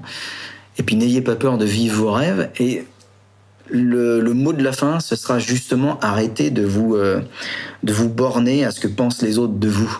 Le regard des autres, qui vous jugent et tout ça. Enlevez-vous ce truc-là. Si vous arrivez à dépasser dans le monde des réseaux sociaux où tout n'est qu'image et tout ça, si vous arrivez juste à vivre vos rêves sans vous soucier des autres, de ce que va penser machin, machine ou truc, parce que si on pense comme ça, on fait rien. Parce qu'il y a toujours des gens qui vont pas aimer. Il y a toujours des gens qui vont pas aimer, qui vont vous mettre la pression et qui vous diront que tu vas pas y arriver, que t'es nul. Si on enlève ce truc-là, ce regard des autres, et qu'on vit pour soi, et puis pour son entourage proche, et qu'on arrive à être heureux avec ça, vous allez voir, vous allez réussir à des grandes choses. C'est une certitude. J'en suis persuadé. Mais tu vois, tu me prends de court parce que j'allais t'offrir le mot de la fin. Donc là, tu l'as donné, c'est parfait. Et ben voilà. Justement dans cette idée-là, donc génial. Est-ce que tu aurais des liens vers lesquels rediriger les personnes qui souhaiteraient en découvrir plus sur toi et suivre tes aventures? Oui, alors je vous en donnais plusieurs parce que, étant donné que moi, de toute façon, je mettrai tout dans la description. J'interagis sur les réseaux que quand j'ai envie. Donc, vous verrez pas des trucs de moi toutes les semaines. pascalpavie.fr, tout simplement. Okay, voilà, PAVIE, ça c'est mon site internet où il y a un peu mes anciens projets. Les dates de conférences, j'essaye de les mettre à jour quand il y en a pour venir à ma rencontre. Et aussi, vous pouvez tout simplement me contacter pour justement que j'intervienne dans les écoles, dans les entreprises, dans les villes, sur le thème de l'aventure, du voyage, du dépassement de soi, de la réussite de ses objectifs, d'écologie, tous ces thèmes-là. Ça, vous pouvez me contacter. Après, il y a Pascal Pavie sur Facebook et sur Instagram. Voilà, Facebook pour les plus vieux, Instagram pour les plus jeunes. TikTok, j'y suis très peu. Je me force à être sur TikTok. Je crois que je vais pas tarder à arrêter. C'est pas mon truc.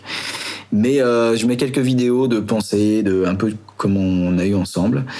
Et puis ma chaîne YouTube, c'est là où j'essaye de produire de temps en temps du contenu. C'est là où vous allez voir surtout mes clips de musique qui vont sortir. C'est là où je vais être le plus productif, je pense. Donc c'est la chaîne qui s'appelle Vivre Mieux 2.0. Ok. Voilà. Et là, vous pourrez voir, je pense, en fin d'année, des clips de musique. Les clips qui sont déjà. Et puis après, en fin d'année, de toute façon, Spotify, Deezer, pour la sortie de l'album. Voilà. Ok, super. Mais écoute, merci beaucoup d'avoir pris le temps de nous recevoir, de partager avec nous. Je pense que, en tout cas, j'espère que ça inspirera plus d'une personne à passer à l'action. Moi, en tout cas, j'ai adoré discuter avec toi. Vraiment, c'était cool, on a bien passé un bon moment. Donc, merci encore. Eh ben de rien, à bientôt. À bientôt. Merci d'avoir écouté cet épisode jusqu'au bout. Épisode qui, je l'espère, vous a permis de découvrir de nouvelles possibilités et pistes de réflexion. Je m'appelle Louane et aujourd'hui je me suis dit « et pourquoi pas ?» Et vous ?